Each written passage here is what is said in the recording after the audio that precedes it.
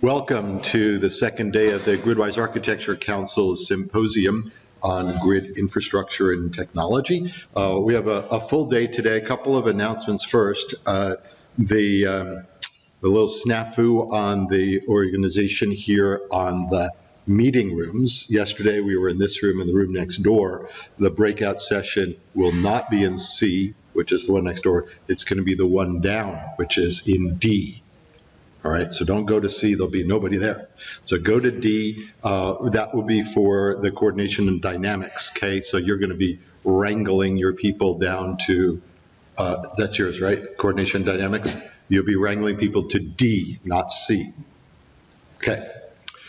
So the first session we have here this morning is the global perspectives, but before we do that, we have, let me get this out of the way here. And we have some new information. Jamie, you want to talk about this? Sure.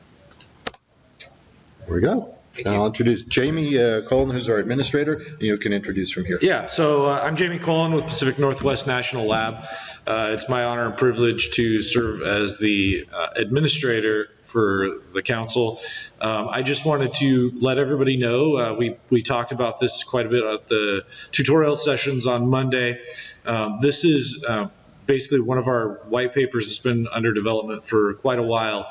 Essentially, it's a survey of the different entities that have reviewed what the future state of our grid looks like, and it discusses some of the challenges and associated characteristics for the vision of our future electric power industry, and specifically the electrical grid of the future.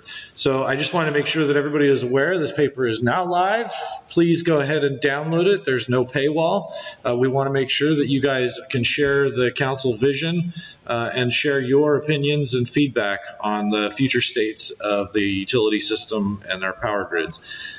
Keep in mind the council is open to the public, so if anybody would like to join our council meetings, you can reach out to the gridwiseac.org website. There will be a link to contact our administrator and get added to those Friends of GWAC mailing lists. So please download this document, enjoy it, and feel free to provide feedback as you will. I'd like to invite up our next two panelists. We're going to do this in a kind of a unique format. We're going to call this a fireside chat. So we're going to have a couple of presentations, and then we're just going to open it up to have a conversation about what we think about the states of the power system elsewhere and here in the United States, and try and gain some lessons learned perspective and see how that might be possibly applied to what we're doing here in the U.S. So first, I'd like to introduce. I think this is Aaron's. We want. Just get past it. You should get them on. Okay. Wait. Okay. So we're going to invite up to the stage Mark Patterson of Energy Catalyst. He's a leading. We'll call him a grid architect in the continent of Australia, right? So thanks, Mark, for coming. Take it away. Thank you, Jamie. Morning, everyone. Trust you had a good evening last night. So I'm going to give you a real rapid flyover of a bunch of things that are happening in Australia, and particularly relevant content to the work of the council and the work of DOE really on this over the last 10 years on grid architecture. Just acknowledging a lot of the work we've been doing has been for CSIRO, our National Science Agency, and AEMO, the Australian Energy Market Operator, and just acknowledging the work of DOE and PNL as well. It's been very influential in that work. And as I say, this is going to be rapid. I've got a bunch of slides, but I'm going to just click through them because a lot of them are kind of give you a bit of a building story. But really just to sort of locate the discussion, I'll be talking about Australia's national electricity market, which is a bit of a misnomer because it serves one half of the continent, but that's where the major population centres are, wrapping around the eastern seaboard of the continent. The one thing that I just point out here is that historically the system was 100% or close enough to 100% coal-fired. certainly the majority coal-fired. If you just look at the current state right now, on the bottom left of the screen, you can see that coal is about 21,000 meg. Rooftop solar is about 18,000. So, and that's obviously, this is the foothills of the Himalayas. We're going to Everest, so we say, but we're already kind of well on the journey, and I'll just enlarge on that as we go. The reality of what's actually happening in Australia is that we're not just talking in theory about a bidirectional system and a much more volatile system. The system is actually becoming almost quite tidal in that we have whole regions of the country that in the middle of the day are 100% locally supplied from renewable sources, both distributed and centralised. And in the very same evening, close enough to 100% supplied from the bulk power system. So as I say, a dramatic, quite tidal relationship, which means that the power system needs to be provisioned, if you like, to function in that kind of way that was unparalleled and unimaginable, really, when the system was originally designed. So Aaron and I are talking about, two different perspectives. In this case, looking at another, if you like, 100-year-old grid in Australia. Aaron will bring a bunch of his kind of developing world kind of experience as well that will be an interesting contrast. So in Australia, really what we're talking about is revolution, not evolution, and that's being driven by a whole bunch of things and not always policy-led. So there's a huge dimension of the democratisation in this journey. I'll just put it out there that when I met with some colleagues from DOE earlier in the week, I kind of just emphasised that the capability that's been developed in the grid architecture suite is really gold standard globally. We looked at the various approaches that have been taken. We assessed 20 of them, and the work from DOE really was far beyond anything else in terms of it being comprehensive. And one reason why is this network of structures model, which really anchors the DOE's grid architecture work, which really highlights that the grid that we talk about singular is actually an overlay of 7 different structures. And that's a really powerful diagnostic, if you like, for then interrogating what's really under the hood of this ultra-large scale complex system. Again, you can look at the slides later. There's a lot that I'll just be skipping over, but really one of the biggest issues we have in this sector is how we're all looking at the elephant from our respective silos. And one of the dirtiest secrets globally is, in most jurisdictions, probably almost every one of them, no single entity owns the whole system, opportunity or challenge. So that's okay in a steady state environment. When you're actually transforming this system in an end-to-end sort of manner for a completely different set of future requirements, having this kind of 26 different people looking at the elephant and arguing about its anatomy is not a particularly time-efficient way of making progress. One aspect of this is that in Australia, like just about everywhere else in our sector globally, we have a disease that is really, our model of change is kind of issue in isolation. So we focus on different elements of the system and then we drill into those and we get very focused on the detail, which we need to do. But often what we did here was we mapped Australia's 200-something DER studies, trials and demonstrations, and we heat mapped those across 61 research questions, about 11,000 points of evaluation, and all the white space is the connective tissue that's not there. So you can trial, tons of things, but if you actually are not looking at the systemic whole, then you may deliver a ton of outputs, fantastic reports, you might not deliver too many outcomes in terms of societal benefits and literally hundreds of billions of dollars saved.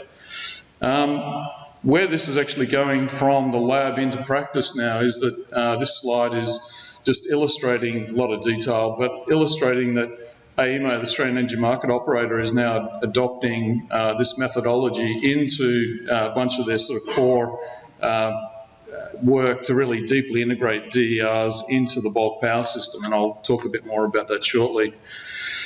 So Australia's power system is indeed an islanded system. It's a continental scale island, and it's experiencing some of the world's fastest transformations. And this just gives you a bit of a mapping of the different types of island systems, and the smaller systems, some of the ones that are familiar to you from Hawaii, for example, larger systems, large grids like ERCOT and Ireland, the nation of Ireland.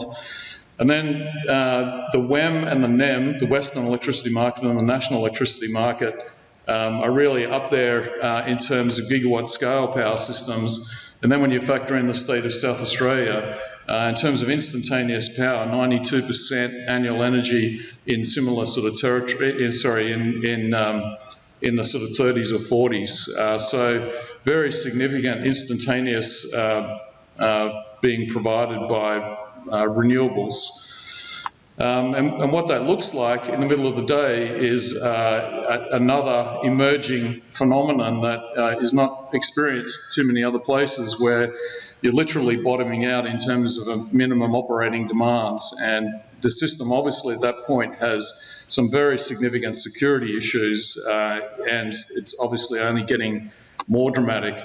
Where we're going, so this is why I say we're in the foothills of the Himalayas. Where we're actually going is on our 2050 journey is what you can see on screen here. So in other words, the sort of, almost nightmarish scenarios that I was beginning to tell you about is the beginning of the journey, certainly not the end of the journey. So guess why we might need some grid architecture tools to kind of try and unravel the complexity of the system we inherited to provision it for the future. And just in case you thought that was extreme, I'm not making this stuff up, by the way, this is AEMO's scenarios. This is their hydrogen superpower scenario. So literally just, off the charts in terms of the scale of renewables. So what we're saying here is this needs a step change in the capabilities of the system, and indeed the capabilities of the sector, to actually cross the chasm between the system capabilities that we inherited and the future system. And so the work we've been doing has really been focusing on this transition from the architecting process through reference architectures, detailed architectures, into the more familiar territory of detailed engineering design and so on.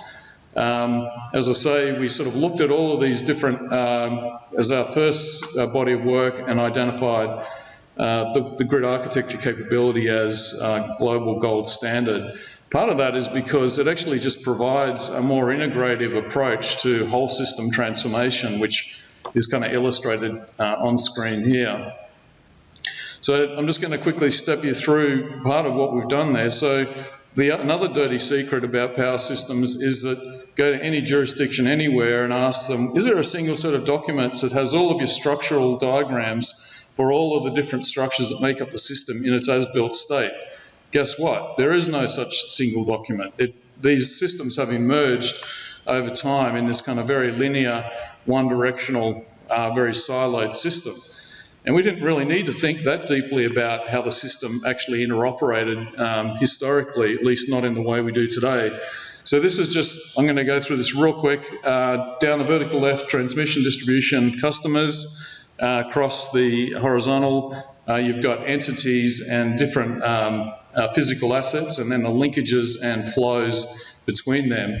So just taking that network of structures, I'll just quickly step through the electricity infrastructure, the digital infrastructure, the transactional structures, the operational coordination structures, and then when you overlay those together, the sector in Australia was able to start to engage with this and say, wow, okay, that's actually what's under the hood. A lot of seasoned folks had never actually visualised that. I usually put up an image of Freddy Krueger before this, because I just warn people, okay, you're going to think we're making this more complex than it needs to be. That's not the point. The point is this is actually what the system is. And that needs to be done as a baseline for actually transforming the system. And similarly, we mapped the industry and regulatory structures in a way that, again, hadn't actually been done, and people found quite amazing. And then just lastly on this, we then didn't stop there with the as-built. We then said, okay, if in fact this is where the system's going, what would that require of us in terms of the system structures to be actually capable of supporting that? Because one thing's for sure is it's a complete fallacy to think that just the accretion of issue in isolation changes will get you from a DC-3 to a SpaceX launch vehicle. It might get you to a DC-7, it won't get you even to a joint strike fighter. And yet we actually do imagine that that's going to sort of get us there. And why is this important? Well, because there's a bunch of very specific, non-scalable, anti-resilient features that if you don't deal with them in the structures, your solutions are just not going to scale. So again, just the future state version of this, there's a number of new elements. We didn't just make this stuff up. There's a whole bunch of, there's a 350-page report that sits behind this as to what the rationale for the architectural choices were.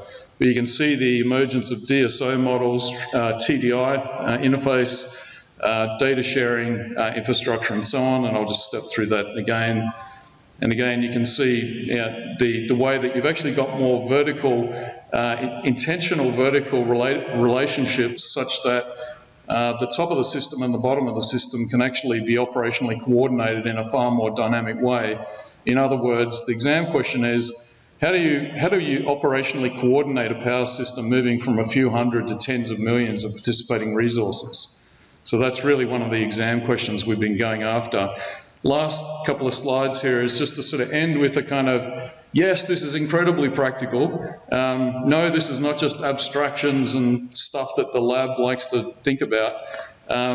So you can't deal with the complexity under the hood when you hit the complexity walls that we're now starting to hit in Australia. So we've actually transitioned into a model-based systems engineering environment for this work with AEMO, which means that we're actually doing a bunch of quite dynamic emulations of how the system and subsystems work. And I'll just finish with this little animation here because if I can get it to work, it may not. There's a great animation here anyway that basically just helps. This might help. Oh, you're a champion. Thank you. And then the button part. You want to just click that and fall off the stage? So what this is really just because one of the challenges is getting the distribution utilities, the market operators, and so on, being able to... Is it going? Didn't work? No. Working on these subsystems and the complexity without killing each other about the things they disagree on. It actually gives you a much more... Sorry. Anyway, it's all good. You know, I'm sure you've got vivid imaginations, and you can just imagine it to be even better than it is, and that'll be a great outcome. But basically, what this is that it gives you the ability to actually have multiple warring tribes working on the complexity under the hood in a dynamic, real-time space, and actually make the trade-off choices about structural interventions that might be needed. And there's a bunch of other white papers that sort of address some of the content that I've spoken to today. So without further ado, I'll hand over back to Jamie. Thanks. Thank you, Mark, for sharing that with us. Interesting stuff going on in Australia. Some would say they're a little ahead of us, but I don't know if I want to give in just yet on that. Aaron Schneider, Internex, Director of Grid Technology Consulting. Will we be back to my slides? Oops, that was a mistake. You gotta use this thing. Yeah, the point stick? I'm fine with that. That's what I have. All right, good. Great thing about having a lot of technologists in the room, they can figure out their own media issues. Outstanding. Hopefully we didn't kill the recording. It does not look like we did. Well, good morning and thank you. I'm going to talk to you about some work we've been doing and how we apply the stuff that we've learned over the last 15 or 20 years in North America and somewhat in Europe to places where they're a bit less evolved and they're solving different problems, but the same architectural practices are going to provide solutions. I can't, in some cases, tell you where these problems are occurring. I can tell you, to narrow it down, They're using three-phase distribution at 50 hertz, so that should narrow it down for you if you understand what that means from the grid perspective. So from the grid standpoint, we understand that we don't have a lot of different kinds of grids around the world. So from the physical infrastructure standpoint, there's high voltage transmission at different voltage levels. In some of these countries, that's usually the best managed network. So they've built their network in a way that would look very similar to what we have here. They have a system, the energy management system, that helps control that. They have a SCADA system. And intentionally, that's usually isolated, and we isolate it here from a certain standpoint for security. So they understand what's going on there for the most part, and their losses in the network kind of mimic what we would see in the developing world. Sometimes it's a bit higher, sometimes they have a market, sometimes they don't, sometimes they're isolated. But from that standpoint, it's built like what we would imagine. When we get to what they call medium voltage, or we would call distribution, a lot of times they have a lot more underground, and the underground is in big cities or the cities they have, and more importantly, they don't always know where it is. So they'll deploy or build out their network at different voltage levels, depending on what they think the load is, and they'll attempt to keep it going. And sometimes they don't even know the voltage level. Sometimes they don't know all the people connected to the medium voltage. So that represents a different type of operational challenge. And then when we think of having data to solve problems through a robust architecture exchanging that data, that just doesn't exist. But they typically have a distribution management system and some sort of SCADA to a point. And then after that, it's the unknown. And a real example that you could actually find in Côte d'Ivoire, so in Abidjan, they have, when we were trying to do the project sponsored by USTDA, and you have access to anything that USTDA publishes in these countries, we asked for network data so we could teach them how to analyze the network to find losses. And they handed us hand-drawn paper maps where they thought the circuits were.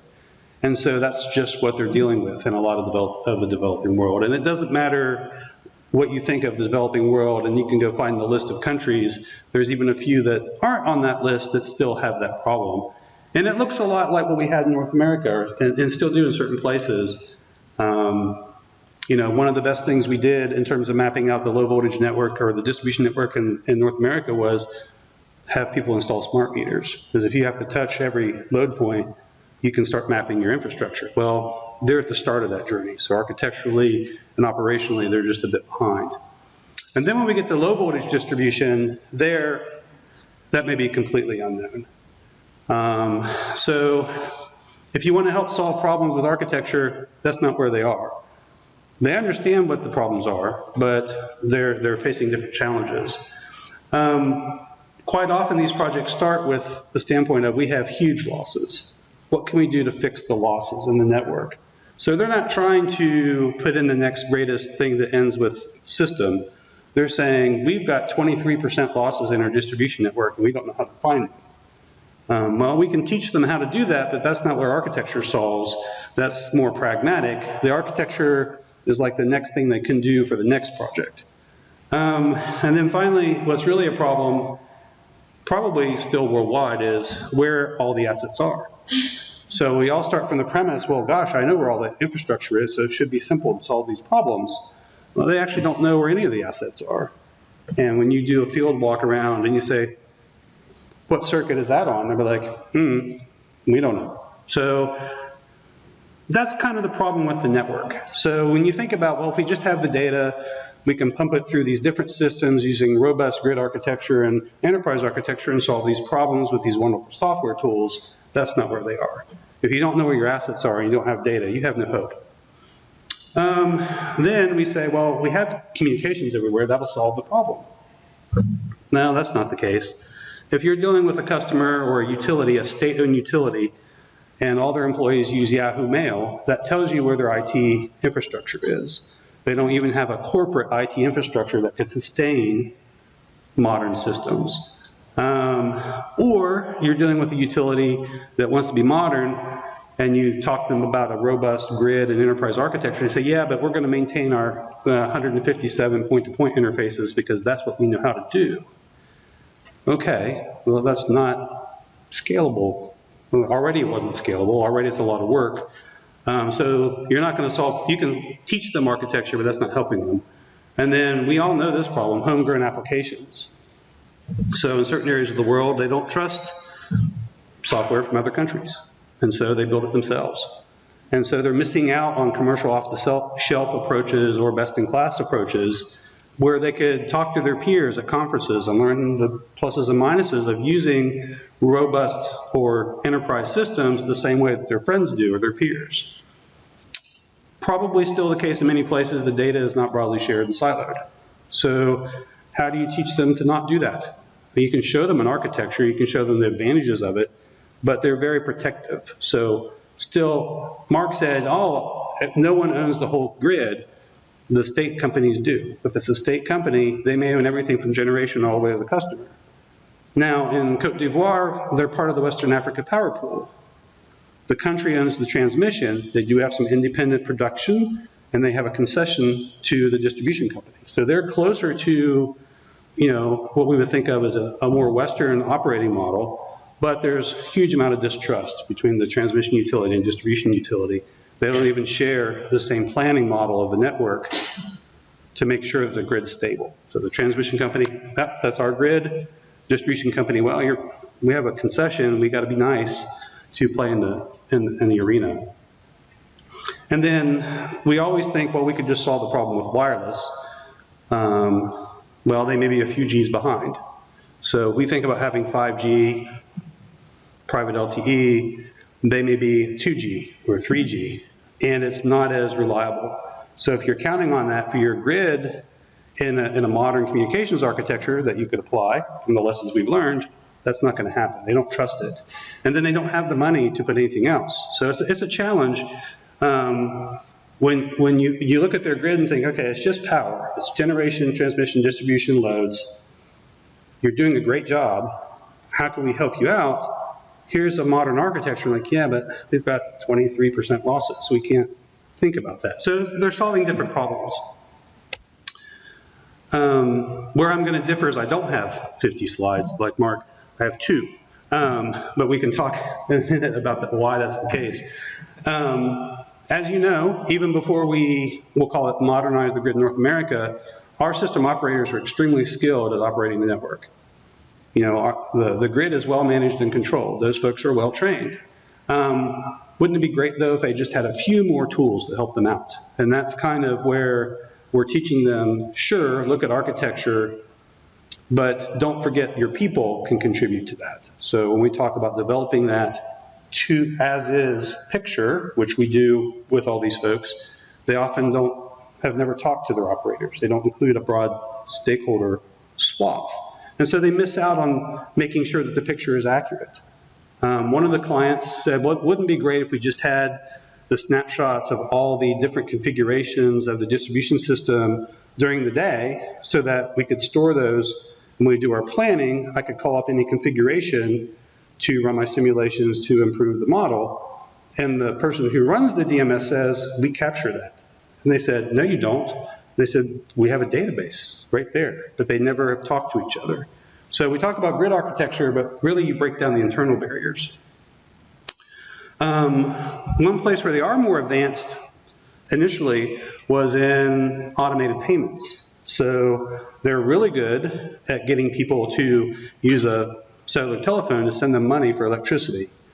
And one of the ways they also solve that problem is the meters can be prepaid. So they can get a token, put it in their meter, and they solve the collections problem, which then solves the, do I have enough revenue flow to ensure the system's running?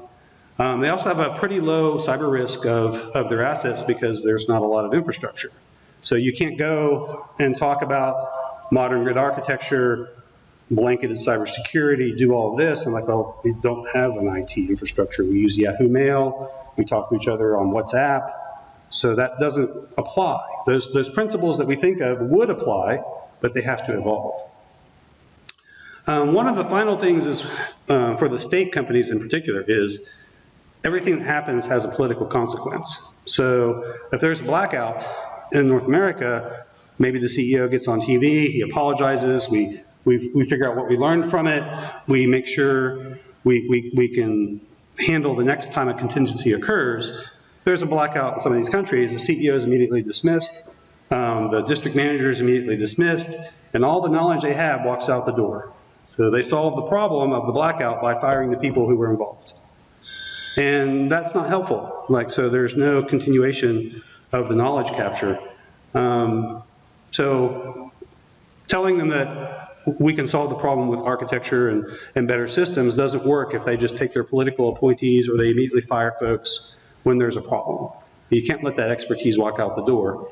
And in a real case, we were sitting in the CEO's office at the table he had in his room for a meeting at the top of the hour, and we were waiting. It's a country where maybe a lot more people are on the phone than you would imagine during a meeting. He was on the phone for something while we're waiting at the table, and someone walked in and whispered in his ear, and he hung up the phone and put some stuff in his briefcase, and he left. He had just been fired right in the middle of our meeting.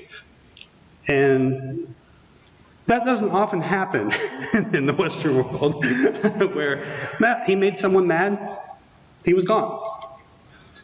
And there's nothing we can do that'll mitigate that. But all that expertise walked out the door immediately.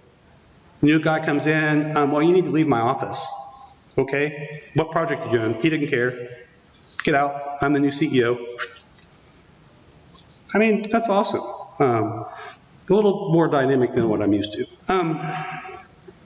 So some of the challenges, Mark talked a lot about, and you would imagine that we understand over the last 15, 20 years, what do you have? Where do you want to go? How do you get from that point, from where you are today to that point in the future? They have the same things we want. They want decarbonization. They want electricity for everybody. At some point, they want a better economy for their country. But they're stuck in a loop at the moment where the losses in their existing business practices are overwhelming the desire for that future. And so we nudge them with the grid architecture, which is very helpful, and teach them that in some ways we kind of disagree, but they have to make that gap. They can't continue to just do a little tweak here or there and iteratively evolve. They need to make that jump. And in one case, the client said, well, I need the risks. Well, okay. He said, no, but I also need the risk to not do the project. We all understand defining the risk to fly to California, but what was your risk to not go to the conference? What did I miss by not doing that? And that's opportunity lost, in other words. And they want that in front of their decision makers. You want a smart grid, and you've told us to do this, and you're complaining that there's a risk, or you want to know what the risks are to put in an enterprise service bus, to make sure that the data gets from point A to point B, that you do whatever. But what's the real risk to our company if we don't do that project? And which one's worse? Are you going to be fired because you're the CEO who can be dismissed and you're a political appointment of a state entity? Is something going to burn up? Probably not. So it's a different challenge. We all know that their personnel can do better with modern tools, and quite often they have already adopted standards.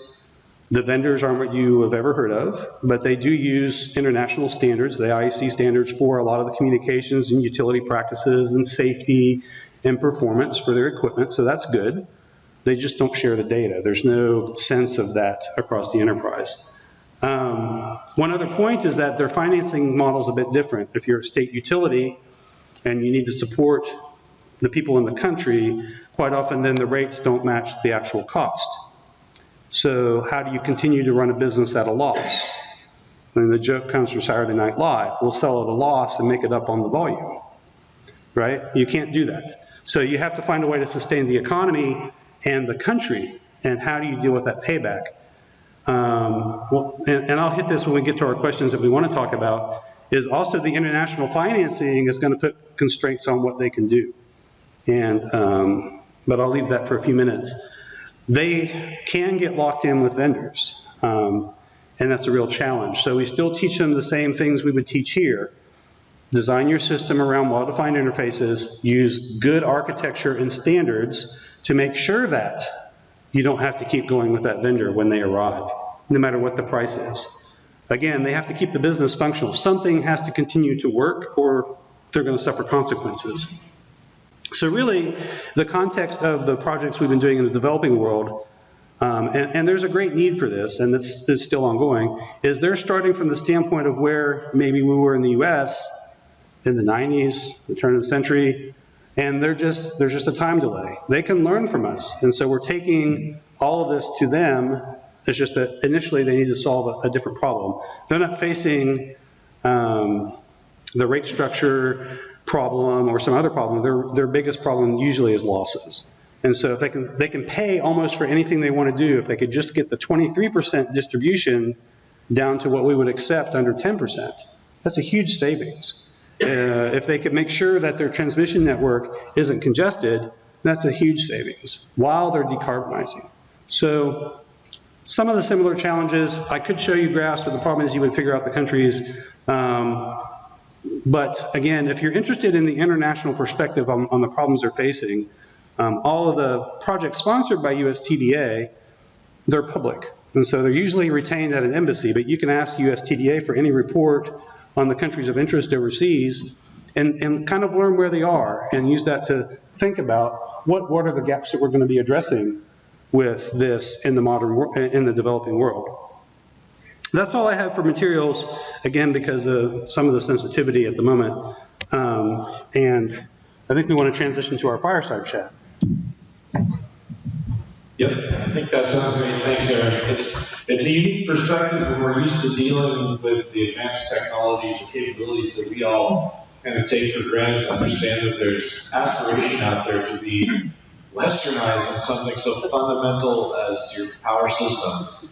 I think what I've taken away from a lot of what Aaron and I have talked about off on the side is, a lot of these things are challenges that we may have forgotten, but they exist at different levels across the ecosystems in different nations, right? So challenges with technology end up being a lot of workforce development. Similarly, I'm just going to kick it off with a question that wasn't on the script because I think this is something that always struck me, and I talked to one of our other council people. When you take this kind of dazzling slides and these concepts out to the people that you're working with, and you show them what we can do, and then you give them an estimate of what it would cost to do that. The developing world has a challenge, and maybe in the developed world there's an aspect of we kind of already know how to do this, and we're just going to band-aid it because it's cheaper. So when you talk about good architecture to the folks that you're working with, what's their response when you try and talk about the costs and things associated with going through this bigger process than just band-aiding a problem? Well, I can say I'm pretty sure I have a coin phrase. Part of the problem is that in some of the developing world, they do grid architecture by purchase order. So they need to solve a problem. We want to put out smart meters. Then we want to put out a new automation system. We want to put in a new system. And the architecture is driven by the needs of that purchase order. There's no holistic picture because of the organizational structure means that that department head is responsible, and if he fails, he's fired, he or she.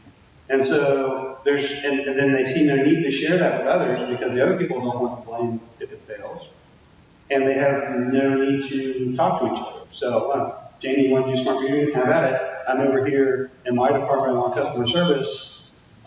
Maybe you'll give me the data one day. I don't care. I'm just going to hope that you succeed or fail depending on whether or not I like you. So part of the challenge is they do a lot of architecture by purchase order, and that's not sustainable. We just know that's not sustainable. Do you think that's any different in the developed world? Well, not. Yeah, I mean, it's a really good question, and I think the answer is always talk to the hand. Of course we don't want to do that. We don't need to do that. Why would we need to do that? We haven't, none of us in the room, we were all born into a world where most of the architectural decisions of the grid in, the US and Australia were long since made. So we were just born into a world where the fish takes the water for granted.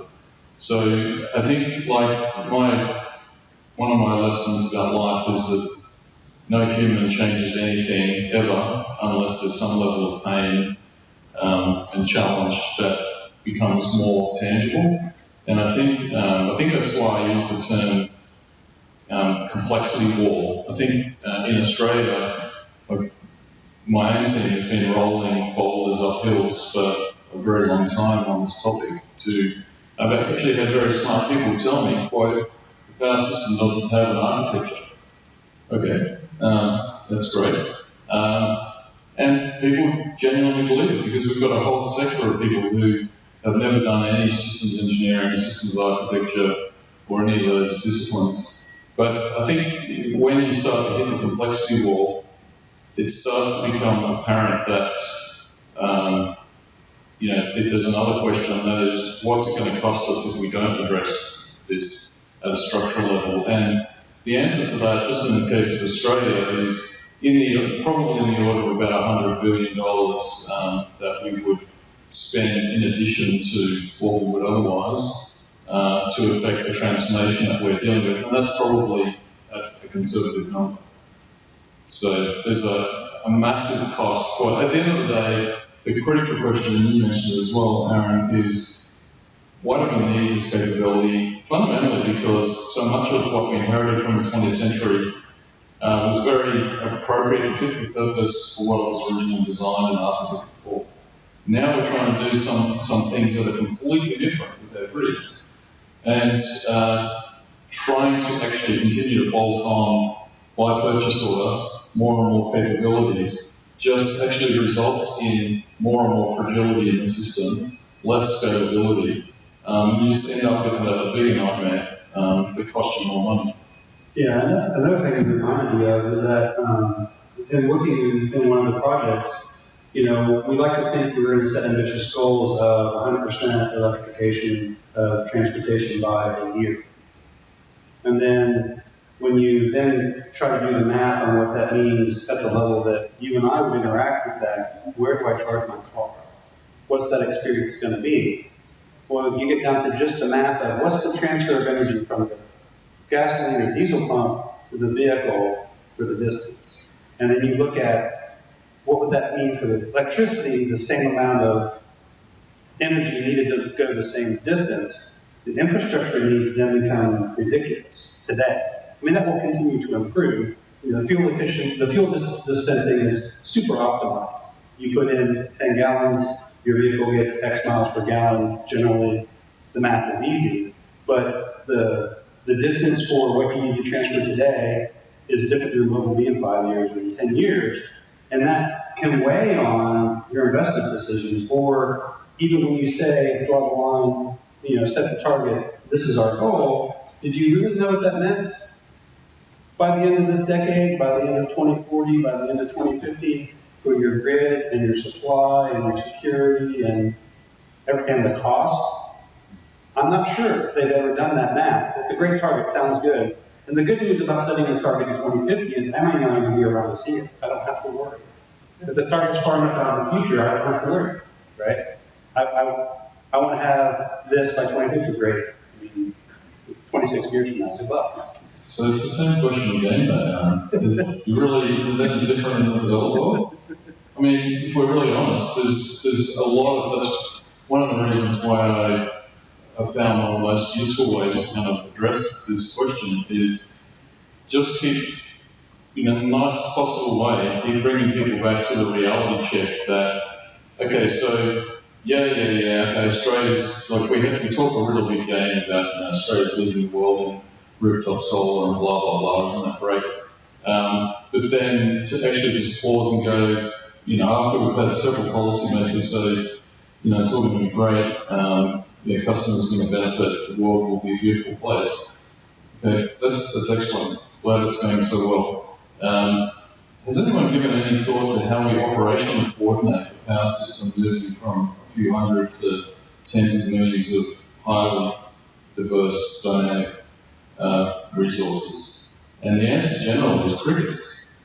You can't actually answer that kind of question without the architectural tools. You just can't. because it goes to a whole bunch of cyber physical transactional scalability issues that it's impossible to deal with. No other sector, aerospace, defense, whatever that's dealing with this level of complexity, we try and deal with that without these kind of tools. And last thing I'll say, so I totally agree with you that as in any part of the world, there's actually a massive learning curve here for the sector that, this is where reports are important, but actually there's a ton of work to really upskill people, at least some people in the sector, to have some understanding of, some basics even of system science and, systems engineering, even just rudimentary stuff, like we're starting from a very low bar in a lot of parts of our sector in the developed and developing world. Yeah, and kind of two final thoughts on that is part of the problem is they want what we have, right? They want energy security, they want a clean environment, they want a robust economy where who want to work and find jobs, you can support whatever lifestyle you choose to have.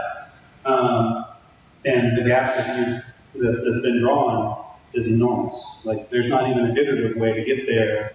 Or they think that, well, I've done a tour, I've seen some stuff in Europe or North America or Australia, I can borrow $10 million, can you build the NREL? Probably not. But we want you to design NREL for us for $10 million. I'm not sure that's a good starting point for your goal. So, I mean, sometimes their goals might be a bit unrealistic as well, because they look at it and think, oh, it couldn't have cost that much to build a building with some solar panels and people in it. Okay. Our national lab infrastructure is a bit different. You don't have one. You're starting from zero. Sure, I can build you the building. Do you have the people? Do you have a way to sustain it? Does it fit into your national strategy? Well, that's missing. One other thought on transportation, which is kind of one of the newer areas, is we were talking about these projects in the developing world, and all it would take to really cause something exciting would be for one of the countries that doesn't have manufacturing of vehicles, maybe not even assembly, to decide to go 100% EV. So who's going to supply this? What supplier? What countries are going to be able to do that for that market, build a vehicle, get it to that country at a price that people could afford it? Or would they have to build the manufacturing in that country? And if you list the top 10 countries you think build vehicles or the top 10 automakers, you're probably going to be wrong. Because it's not going to be somebody that's going to address that. It's going to be somebody that's willing to put up with that kind of business margin, and sure they'll do it, and sure they'll train the people. And that would be a wholesale change for anything we think of for our grid, for our whole system of transportation. And that would be dramatic for the industry. But the cost would be, I don't know. But that's interesting, because that kind of is what happens in Australia when you have this huge inundation of solar renewables and so on, and not a lot of solutions existed, and so maybe that's part of where the innovation in Australia that we often think and talk about here, we can maybe reference, that's partially kind of where it came from, right? There was a need, it wasn't out there, it was driven. So, interesting. And the other thing is that understanding the cost of not acting, there's some economists in the room, I'm just going to point over their general direction. That is a really hard thing to value. What is the cost of not acting, right? And how do we value that in diverse systems globally, not just in the United States, right? So, I also do want to make the point that this is conversation, so please feel free to jump up and grab the mic. And maybe if you actually, what's great is she's a council person, so we can just enlist her to be the microphone person after she comes up and asks her question. Maybe that's what she was actually going to do. We know her well. She's got questions. So I work, I was telling at dinner last night, I work with Mark Haas and I work with the UN Group, UN Environment Program, based on high performance building, but what my role is to bring a systems thinking approach to what they're trying to do and grid building integration. You Jamie will love that. But they're trying to get effort in Ukraine, and I see Ukraine as being a laboratory for how we can actually build that future grid and skip a whole pile of transition steps. If we can do that, I just love your thoughts on that. Assuming the war stops. We can control what's going on in the conflict arena. So I think as long as they find a way to manage the initial problems, losses and supply, they're interested in all kinds of technologies. In fact, one of the projects we're doing, they asked us to help them design something, and it needed to be basically green building certain type of certification that they wanted for this new construction, which would be a first for that particular project or that particular area. They have that interest, but they have so many other competing demands that's like, well, I got to the beach and I've already got my suntan, I've been up on the wing, and I've ridden roller coaster, and I have 4 hours left. I want to go deep sea fishing, or do I need to go sit at the bar? Like, that goal is already way out there. For some of the places, I mean, my process has mainly been either Northern Africa or Sub-Saharan Africa.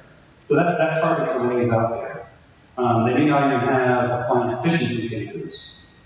So thinking about a good building approach, that's too far for the places I've been. Yeah, I think it's it's an interesting and challenging question because there's so many factors at play, and some of them kind of, while without wanting to minimise the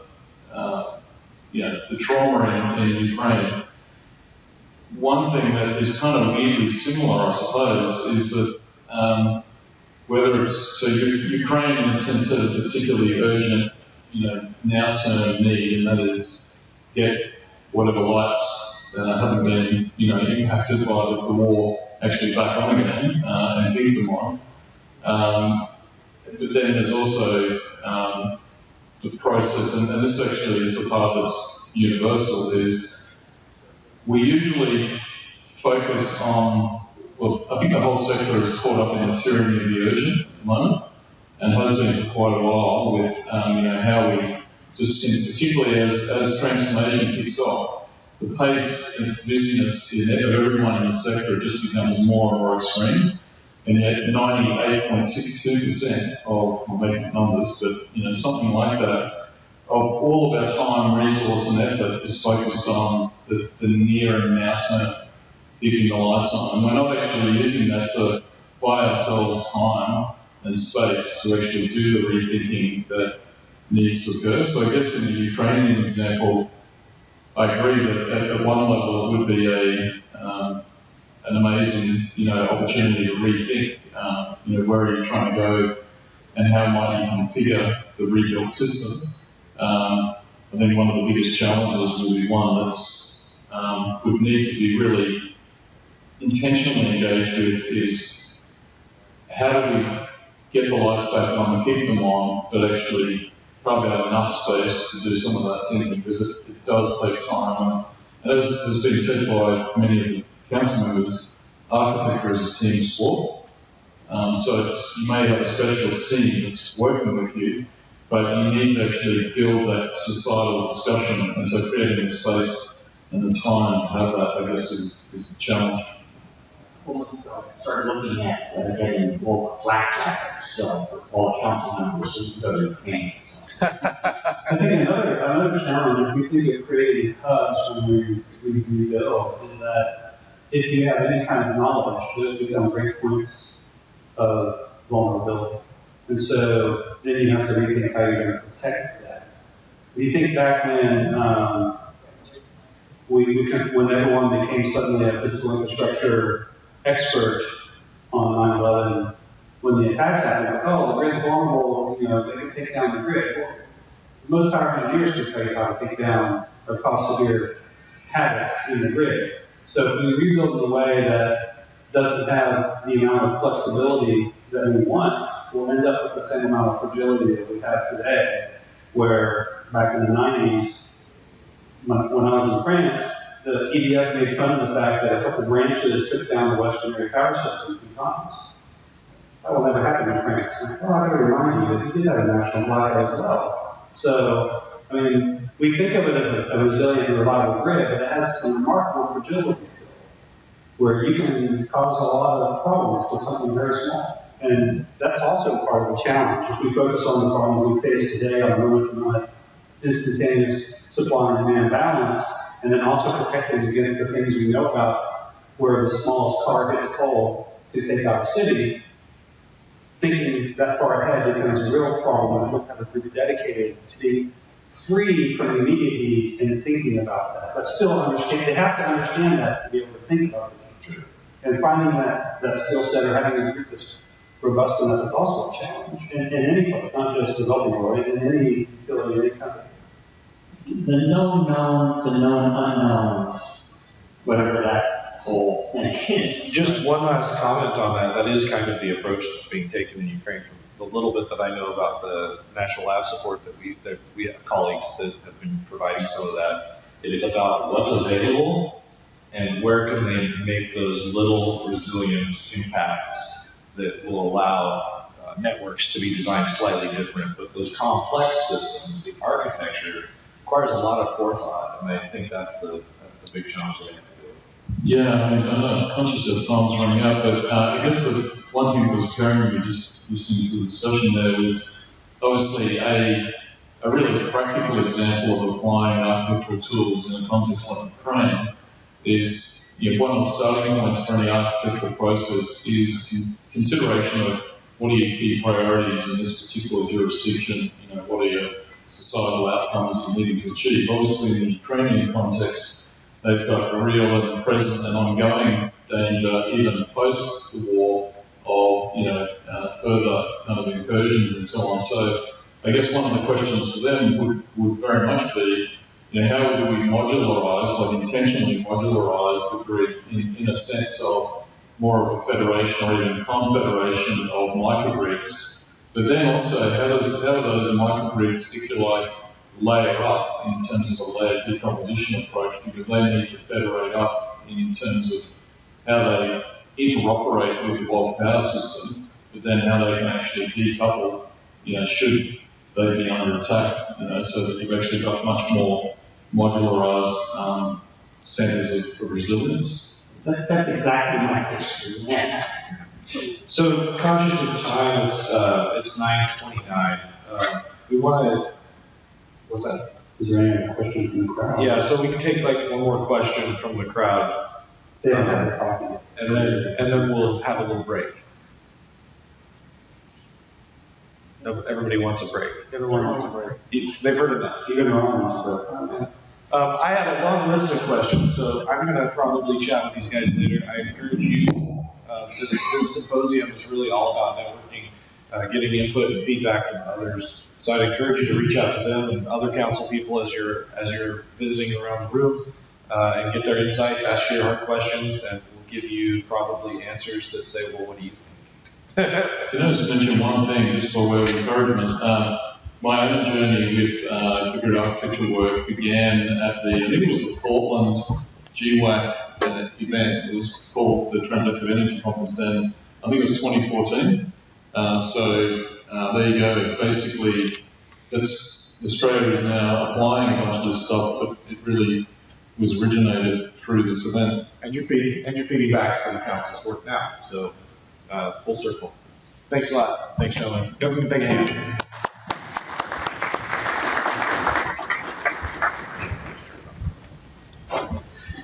Okay, so we're going to take a 15-minute break. However, before you go, I made this announcement earlier, but there's more people in the room.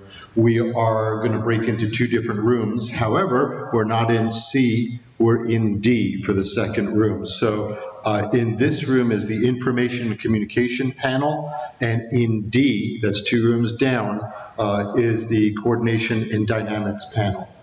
So if you want to figure out which one you want to join, and you can follow, Kay is going to lead the other session, and Andy Bourdin is going to lead this session. So we'll see you back here in about 15 minutes. Thanks.